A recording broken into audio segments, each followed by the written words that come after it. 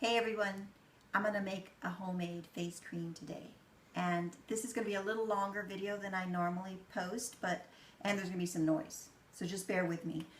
When you make a homemade cream, it's so awesome because then you're able to partition it into smaller bottles if you want. I usually make a really big batch and store it in a large jar. If it's going to be really hot and warm summer, I'll just keep it cool and dry. Even in the back of the fridge will work too, right? So you can store it and then you can partition it out into smaller jars if you're using it for something special. You can also not whip up your oil, your mixture super much, or use a little less beeswax so it's creamier. For instance, I have a creamy version here. I love it, and it just super easy. The ingredients we have in here are coconut oil, sweet almond oil. If I'm using it for the face, oftentimes I add some vitamin E oil. We're going to use beeswax, and we're also going to use aloe vera gel. This is super awesome for the skin, and we'll do that mixture together. Couple things about making your homemade face cream. You want to melt all of your oils in your beeswax first, and then cool it down because you want it to be the same temperature as your aloe vera gel. So when they mix together, they whip up like butter, but you need those two to be the same temperature. So I melted my oils first, and I then put this oils with the beeswax in the fridge to kind of cool down, and I get this consistency, right? So we're going to do that. We're going to mix them all together. Where's my thing? And whip them up. And it's going to be noisy, so please forgive me. And if you want the exact recipe for this, you're going to comment on the Facebook post. Or if you get this in the newsletter, I'll include that in the newsletter. So you have that. All right? So there was my mixture for the oils, the 2 oils plus the beeswax, and here's the aloe vera gel. This is going to make a lot. We will be all set.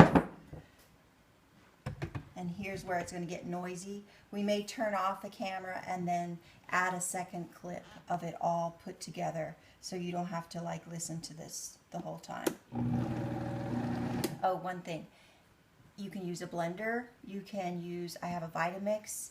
You can use a food processor. Anything that's going to blend it up really good.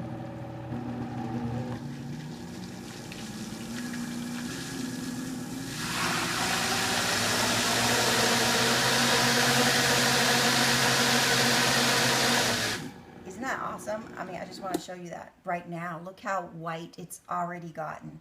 White and creamy and fluffy. I just think that's the best thing ever.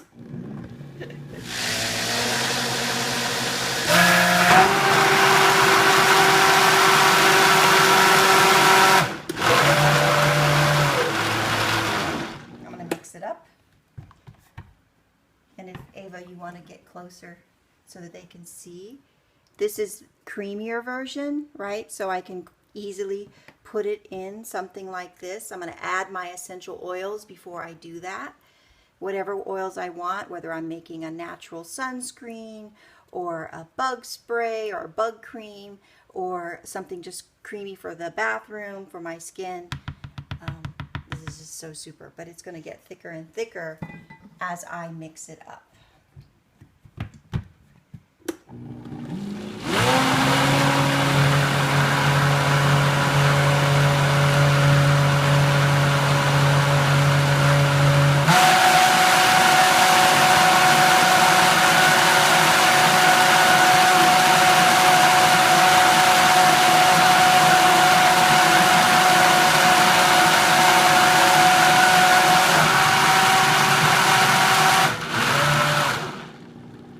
So did you hear that change, the beating when it was all mixing, and then it made that funny little, it's almost like the gear had to engage more? Then you know you're getting thicker consistency. So if Ava wants to come over, you can see there's like this big blob, right? So it's really getting thicker than it was last time. Now, using a Vitamix to mix this, one thing you need to know is the Vitamix can make it really hot. So it's a little more patience that you need to make sure that this doesn't get too hot and sort of melt what you're trying to bring together with the beeswax. So we'll probably stop the tape now and then just show you a finished picture at the end so you can see how beautifully it did come together. Key points here: easy to make, your own, homemade. You knew everything that goes in here, all natural. You might even say edible if you wanted. But so super to have this on your body instead of lots of preservatives, because that stuff